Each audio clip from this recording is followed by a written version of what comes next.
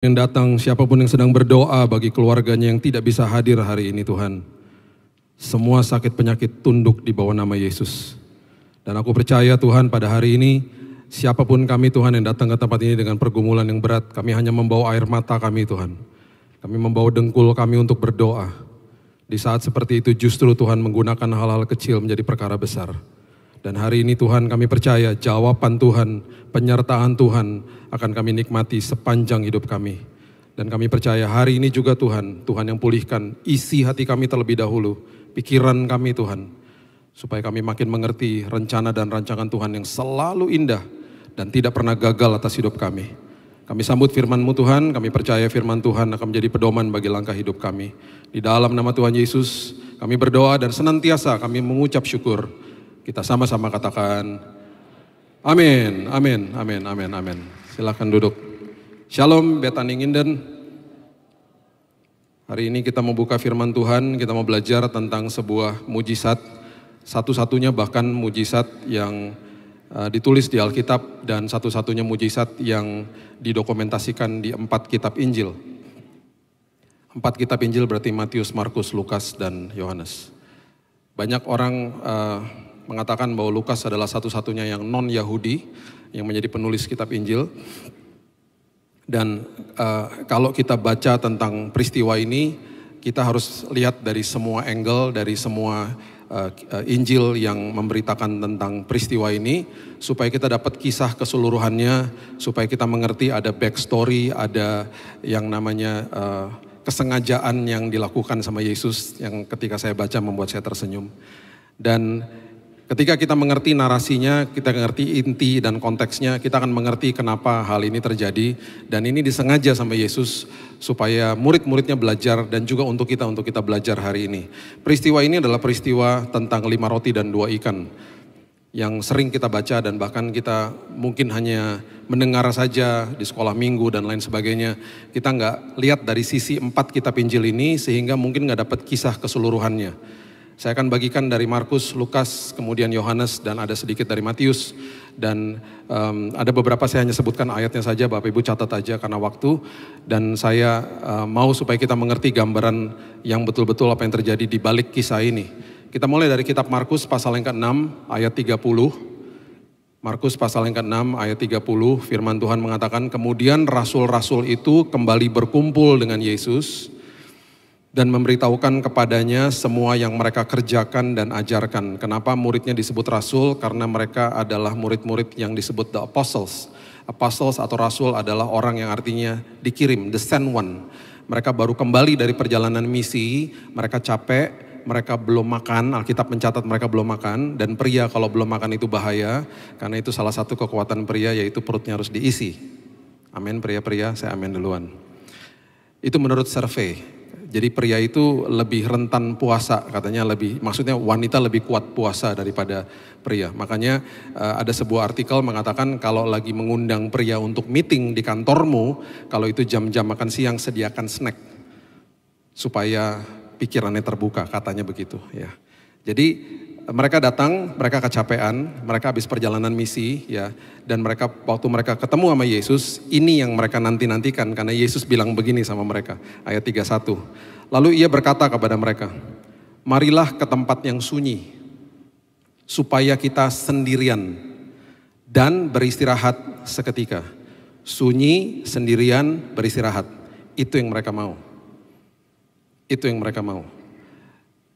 Teman-teman saya, biasanya saya kalau suka tanya sama hamba Tuhan, dan banyak juga gereja di mana-mana, biasanya hari Senin itu hari libur. Karena biasanya tugas yang berat di hari Minggu, Senin itu hari untuk sabatnya, menyendiri, diisi kembali, di recharge dan lain sebagainya. Biasanya begitu. Ya. Jadi ini mereka juga pengen melakukan hal yang serupa. Sehingga dikatakan, marilah kita sendirian, kita beristirahat, dan kita ke tempat yang sunyi. Yesus katakan begitu sama mereka. Oke. Alkitab mengatakan Yesus tahu apa yang dia perbuat. Dia sengaja kasih tahu ini sama mereka dan dia tidak berbohong. Dia akan memperlihatkan mereka dengan peristiwa-peristiwa yang terjadi ketika tidak sesuai dengan agenda kita. Itu maksudnya. Kemudian dikatakan sebab memang begitu banyaknya orang yang datang dan yang pergi sehingga makan pun mereka tidak sempat. Mereka kecapean, mereka pengen sendirian, mereka pengen sunyi, mereka pengen istirahat dan belum makan. Maka berangkatlah mereka, ayat 32, untuk mengasingkan diri dengan perahu ke tempat yang sunyi. Catat ini baik-baik ya.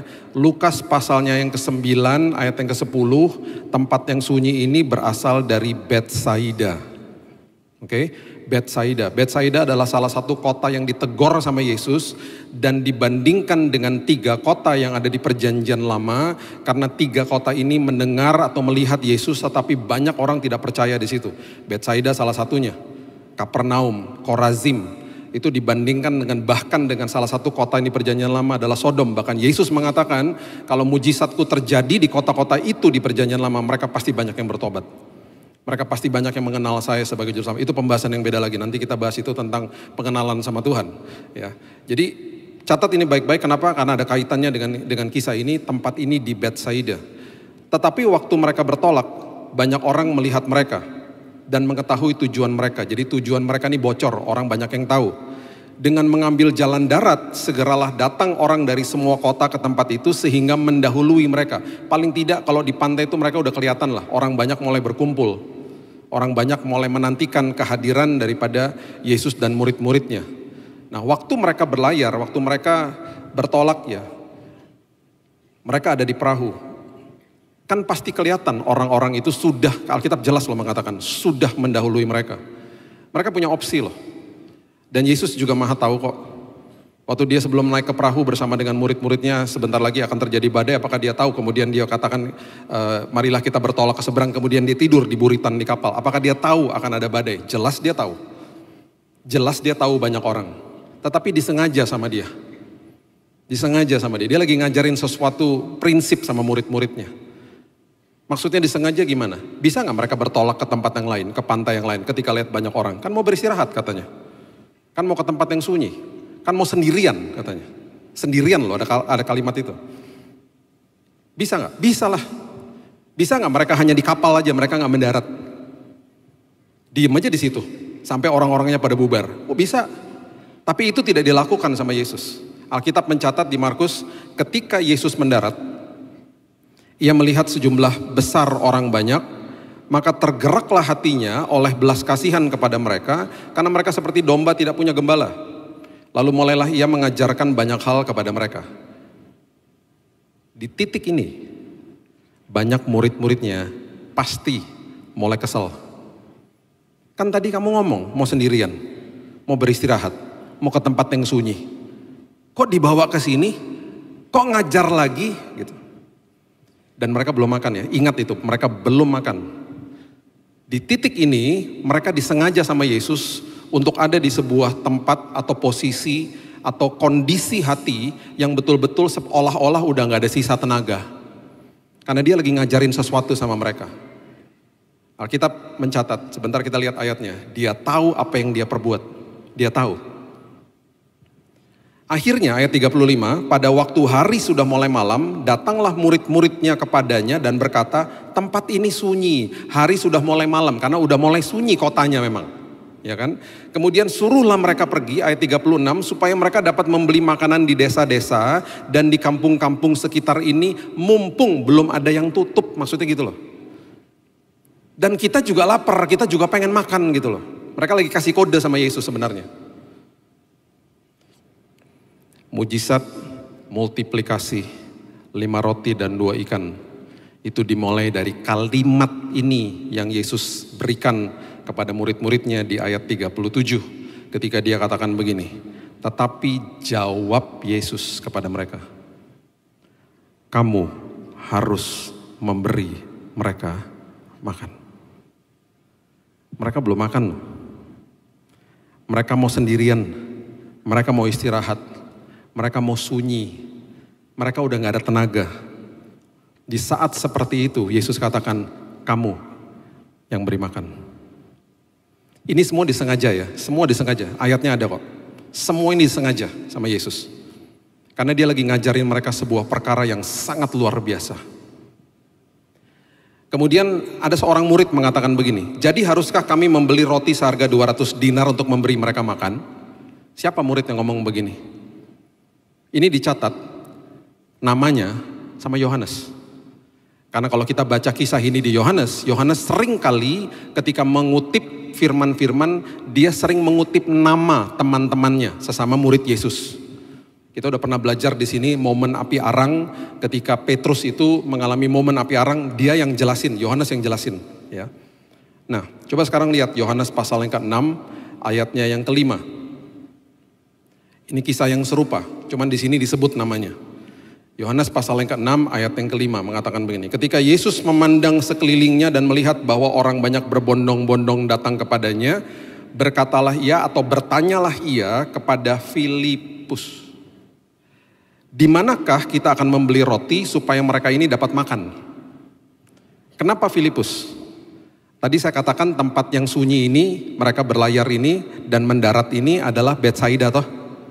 Filipus berasal dari Betsaida. Jadi dia tanya sama orang lokal, tempat roti mana yang masih buka? Kalau kejadiannya terjadi di Surabaya, dia akan tanya sama orang Surabaya, Bon Ami masih buka nggak? Ada bluder cokro nggak di situ? Cukup nggak buat orang sebanyak ini? Dia akan tanya sama orang lokal. Jadi dia tanya sama orang lokal, makanya kisahnya harus kita baca keseluruhannya. Filipus berasal dari Betsaida. Nah ini dia ayat yang ke-6. Hal itu dikatakannya, hal itu dipertanyakannya sama Yesus untuk mencobai dia. Mencobai itu bahasa Inggrisnya lebih tepat to test him, menguji dia. Yesus sengaja, makanya ini semua narasi ini sengaja sama dia. Untuk menguji mereka, menguji murid-muridnya. Karena ada pelajaran yang dia mau kasih sama mereka. Sebab Yesus sendiri tahu, ayat ini mengatakan, apa yang hendak dilakukannya. He knows what to do. Dia tahu apa yang dia harus lakukan. Dia maha tahu kok. Dia maha kuasa. Jawab Filipus, ayat 7. Kepadanya, roti seharga 200 dinar tidak akan cukup untuk mereka ini. Jadi tadi yang dikatakan di Markus itu ternyata Filipus yang ngomong. Sekalipun masing-masing mendapat sepotong kecil aja, Filipus melihat masalah yang besar di depan dia. Oke, udah ya, selesai sama Filipus ya. Sekarang ayat berikutnya. Kuculuk, datanglah murid yang berikutnya. Yohanes mencatat namanya Andreas. Andreas juga berasal dari Betsaida. Jadi detail ditulisnya sama Yohanes. Ayat 8.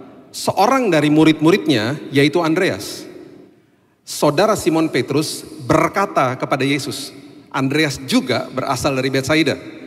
Di sini, nah ini konteksnya kita harus ngerti. Ini konteksnya ngejek sama mencibir. Di sini ada seorang anak mempunyai 5 roti jelai dan 2 ikan. Tetapi apakah artinya itu untuk orang sebanyak ini? Seringkali dari dulu kita di sekolah minggu mungkin, kita lihat ini seolah-olah kayaknya ini sebuah kejadian yang innocent, kejadian yang biasa. Dan kita nggak lihat konteks atau narasinya. Muridnya kesel loh. Dan bocah ini ada kemungkinan Andreas kenal, karena satu kampung mungkin, atau dia kenal sama orang tuanya. Sekarang pertanyaan saya, emangnya Andreas tahu Yesus akan mengadakan mujizat 5 roti dan 2 ikan, dimultiplikasi sama dia? Nggak tahu lah. Buat apa dia kasih tunjuk bocah itu bawa 5 roti dan 2 ikan?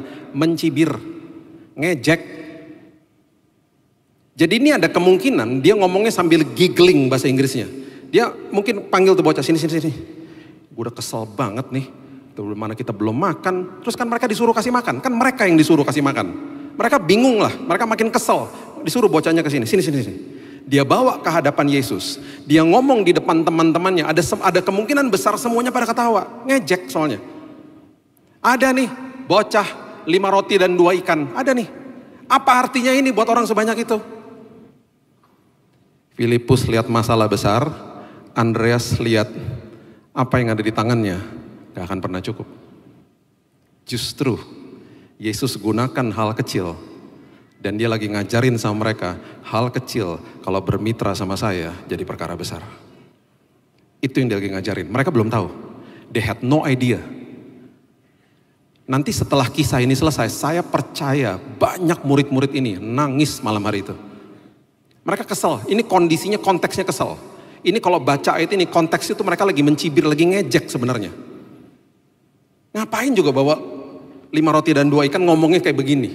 Ya. Oke, sekarang kita backtrack dulu, kita lihat ke belakang.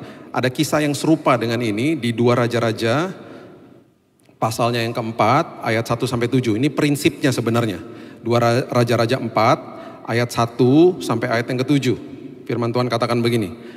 Salah seorang dari istri-istri para nabi mengadukan halnya kepada Elisa sambil berseru, hambamu suamiku sudah mati, seorang janda. Engkau ini tahu hambamu ini takut akan Tuhan. Tetapi sekarang penagih hutang, debt collector udah datang untuk mengambil kedua orang anakku menjadi budaknya karena saya gak bisa bayar hutang.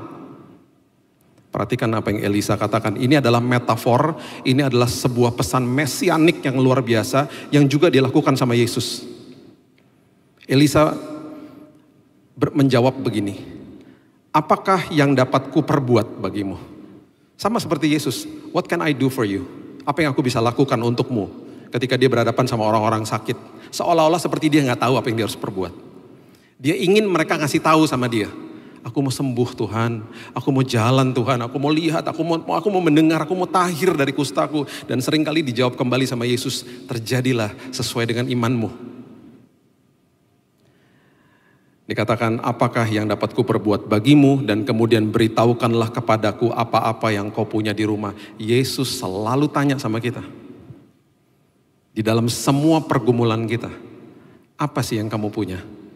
Dan seringkali kita katakan, aku gak punya apa-apa udah Tuhan. Udah terpojok, udah gak tahu lagi bagaimana Tuhan. Aku hanya punya air mata Tuhan. Aku hanya punya dengkul ini untuk berdoa, that's it Tuhan. Dan perempuan itu mengatakan begini, hambamu tidak punya sesuatu apapun di rumah. Gak ada apa-apa. Kecuali sebuah buli-buli berisi minyak. Apapun yang kita katakan, yang kita miliki ada di tangan kita hari ini. Dan terkadang kita hanya bisa bilang begini, Tuhan hanya ucapan syukur yang aku punya di tanganku. Dan selalu Tuhan katakan begini, bermitralah sama saya. Karena engkau bermitra kepada Tuhan yang maha hadir, maha kuasa, maha tahu. Dia selalu akan bilang begitu sama kita. Dan itu sebabnya kemudian Elisa mengatakan begini, pergi, minta bejana-bejana dari luar. Jadi ketika dia katakan punya buli-buli berisi minyak, let's go from there. Let's start from there. Sekarang kita mulai dari hal itu. Kita gunakan hal itu yang paling kecil. Kita bermitra sama Tuhan. Kita gunakan itu yang kamu punya di tanganmu. Minta bejana-bejana dari luar daripada segala tetanggamu. Minta bejana-bejana yang kosong. Perhatikan kalimat ini kalimat ini buat saya merinding soalnya. Dia bilang begini, tetapi jangan terlalu sedikit. Kenapa? Karena ada kaitannya dengan kisah ini. Kamu pinjam ya bejana-bejana ya. Jangan terlalu sedikit. Kemudian masuklah, tutup pintu. Sesudah engkau dan anak-anakmu masuk, tuang minyak itu ke dalam segala bejana, mana yang penuh angkat. Setelah kamu dengar firman Tuhan, stop sosial media. Jangan dengar opini-opini orang, masuk dan fokus sama janji Tuhan. Itu maksudnya. Pergilah perempuan itu daripadanya, ditutup pintu sesudah ia dan anak-anaknya masuk. Semua dilakukan sama dia. Dan anak-anaknya mendekatkan bejana-bejana kepadanya sedang ia terus menuang. Mujizat multiplikasi mulai terjadi. Dia pasti kebingungan. Loh kok gak habis? Loh kok gak habis? Ayat 6. Ketika bejana-bejana sudah penuh semua maksudnya. Berkatalah perempuan itu kepada anaknya, dekatkan kepadaku sebuah bejana lagi. Jawabnya anaknya kepada ibunya, udah gak ada lagi bu, udah habis. Perhatikan kalimat ini, lalu berhentilah minyak itu mengalir. Sekarang saya mau tanya sama Bapak Ibu, kalau bejananya masih ada, minyaknya mengalir terus gak? Makanya tadi di awal Elisa bilang apa? Jangan terlalu sedikit. Kenapa? Karena suplainya Tuhan selalu lebih besar daripada kapasitas kita. Selalu lebih besar. Jadi rugi kalau kita nggak perbesar kapasitas iman kita. Terus gimana Pak kita perbesar kapasitas iman kita? Oh nggak bisa pakai usaha sendiri. Terus gimana caranya? Makin berserah, makin besar kapasitasnya. Sesederhana itu. Makin berserah, makin bilang Tuhan engkau yang maha tahu. Kita udah pernah bahas firman di sini, Tuhan mendahului kita. Dia ada di masa depan kita, dia maha tahu. Dia maha hadir, dia maha kuasa. Tuhan aku berserah, Karena aku nggak seperti itu, aku nggak maha tahu, aku nggak maha hadir, aku nggak maha kuasa. Engkau yang seperti itu Tuhan. Makin kita berserah, makin besar kapasitasnya. Karena rugi loh. Karena apa yang dia mau berikan kepada kita jauh lebih besar apa yang bisa kita tampung. Dan dia tahu semua keperluan dan kebutuhan kita. Kemudian pergilah perempuan itu memberitahukan kepada abdi Allah. Dan orang ini berkata, pergi, jualah minyak itu, bayar hutangmu. Bukan sekedar bisa bayar hutang, dikatakan begini, dan hiduplah dari lebihnya, engkau serta anak-anakmu. Dia selalu memberikan above and exceeding, melebihi apa yang kita pernah pikirkan, dan bahkan apa yang kita pernah doakan. Saya gak pernah lupa keluar dari rumah sakit di Singapura, saya datang ke rumah sakit cuma bawa DP, karena asuransi saya gak bisa cover saya, itu betul-betul perjalanan iman. Tadinya saya udah gak mau ke situ. Tapi karena Tuhan sudah pimpin terlalu panjang lah kesaksiannya. Bapak Ibu mungkin sudah pernah dengar. Saya datang ke sana dengan iman hanya bawa DP. Setelah 2,5 bulan deg-degan nggak? Oh jelas lah. Di hari di mana istri saya mau tanya sama kantor di bawah tuh untuk tagihannya berapa, deg-degan kita semalam sebelumnya perjamuan 3 kali. Tuhan tenangin diri Tuhan. Terus dia ke bawah, nggak naik-naik. Sejam di bawah. Saya makin deg-degan. Aduh ini tagihannya pasti besar banget.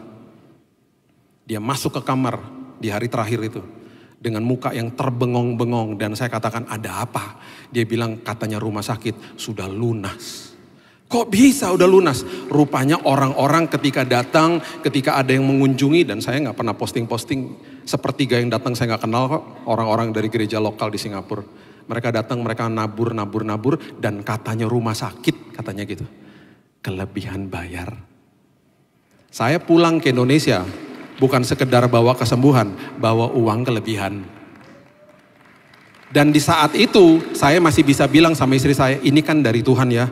Sekarang segera kita cari tahu teman-teman yang sedang sakit. Oh ketemu, ada yang sakit jantung di Pineng, ada yang ini, tabur. Kelebihannya kita tabur semuanya. Buat orang-orang yang sedang sakit. Jadi bayangkan di dalam kondisi seperti begitu kita masih bisa nabur. Karena itu Tuhan. Suplainya lebih besar daripada kapasitas yang bisa kita tampung. Itu sebabnya kalau kita baca Lukas pasal yang kelima, ya, ini sebenarnya malu-maluin sebenarnya nih. Lukas pasal yang kelima ayat yang keempat, coba lihat. Saya mau kasih tahu ayat ini bahwa di dalam bahasa asli atau di dalam bahasa Inggrisnya aja, ya, ini ada sebuah kata yang kita miss di Alkitab bahasa Indonesia kita.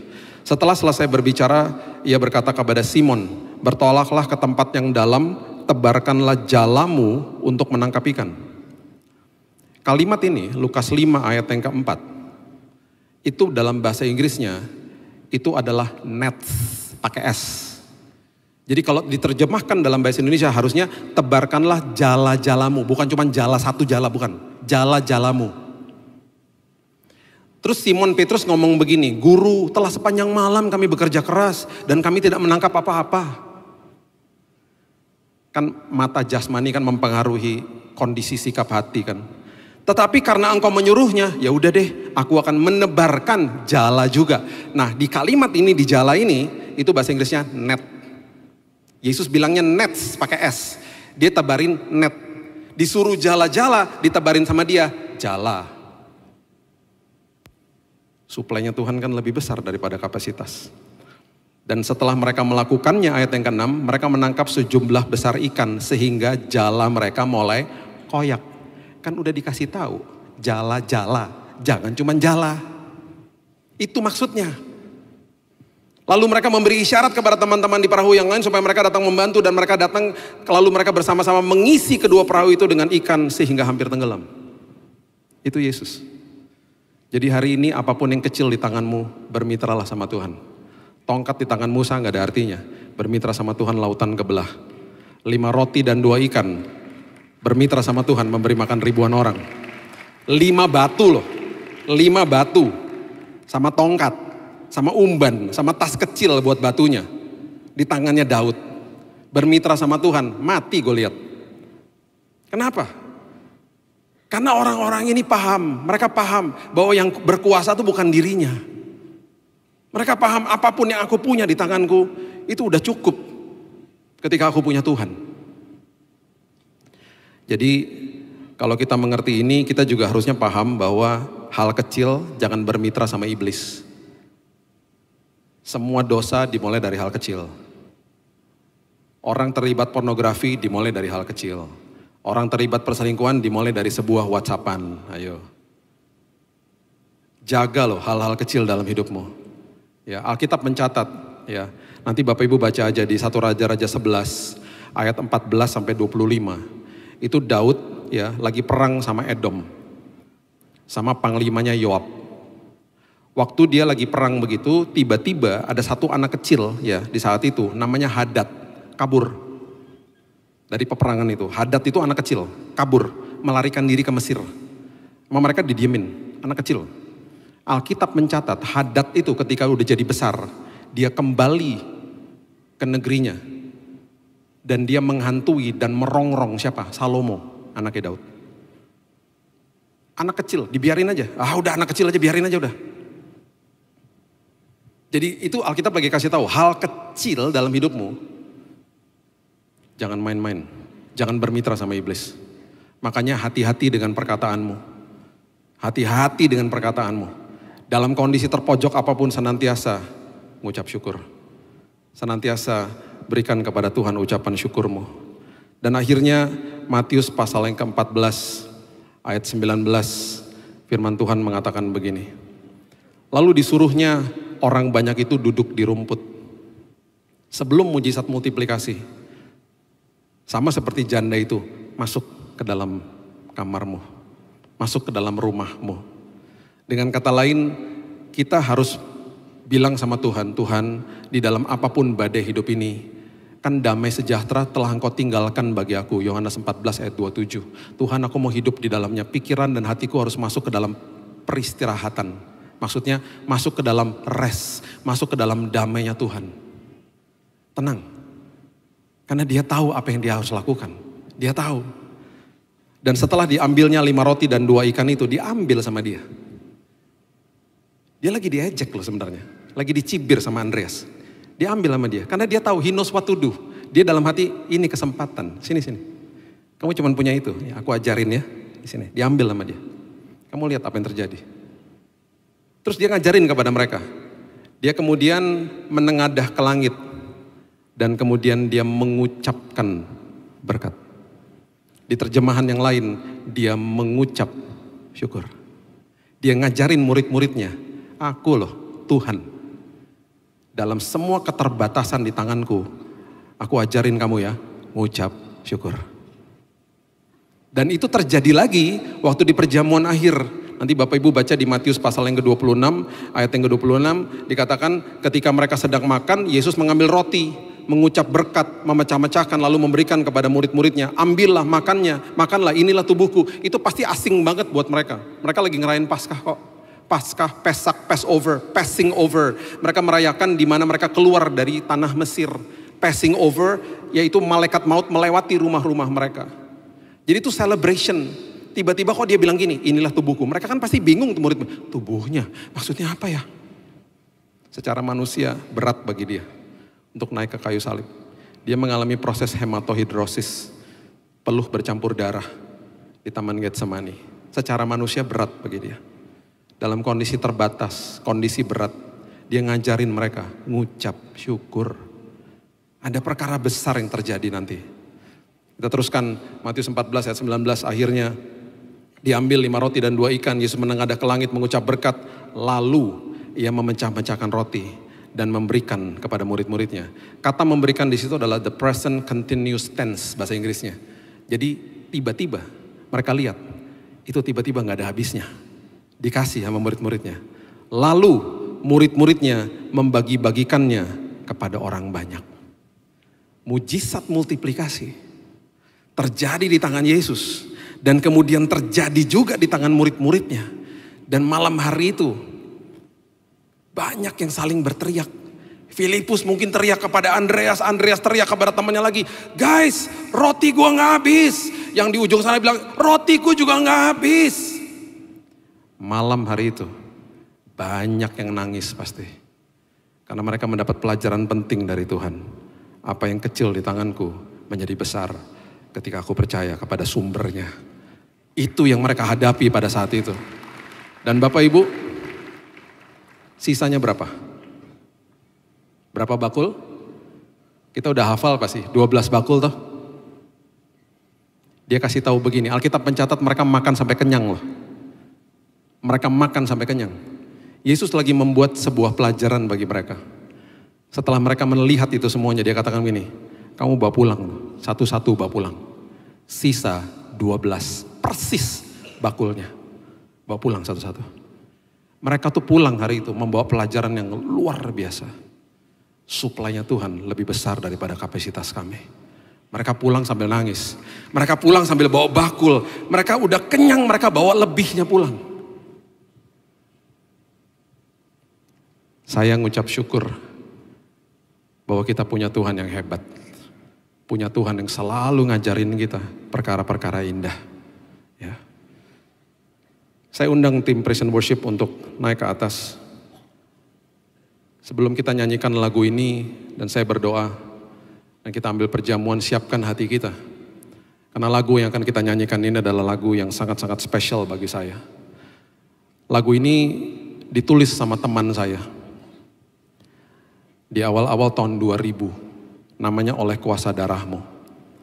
Lagu ini direkam aslinya oleh Harvest Praise Ministry. Udah banyak di cover sama orang lain, ya.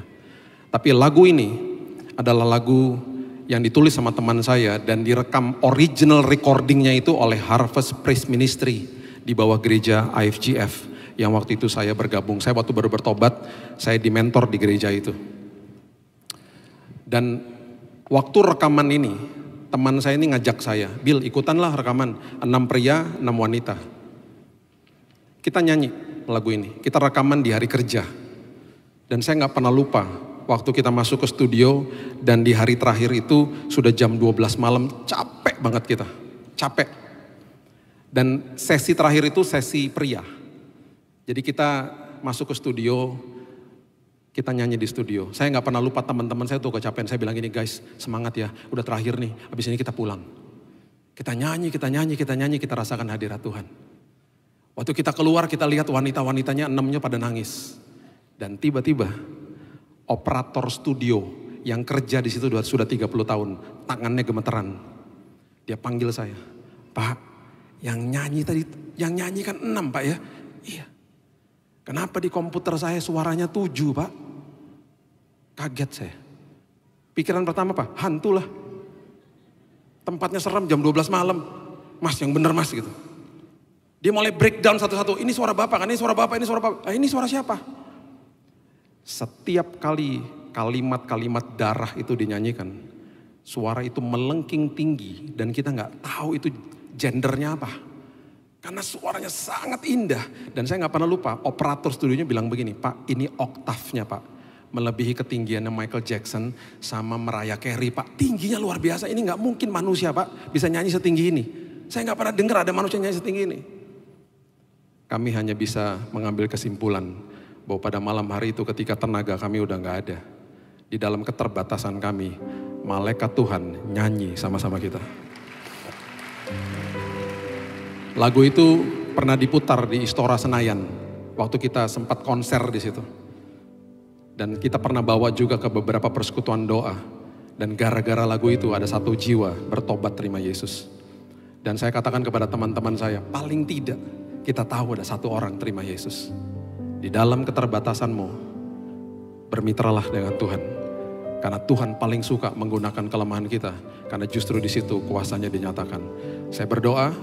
Dan kita akan nyanyikan lagu ini. Bapak yang baik, terima kasih buat hari ini mengucap syukur. Kami percaya bahwa semua keterbatasan kami hari ini, semua doa dan air mata kami, ketika hari ini kami bermitra dengan Tuhan, menjadi perkara besar. Pemulihan terjadi dan juga kesembuhan yang kami butuhkan terjadi hari ini. Terima kasih Bapak yang baik, hanya di dalam nama Tuhan Yesus, kita sama-sama katakan, amin. Tuhan berkati.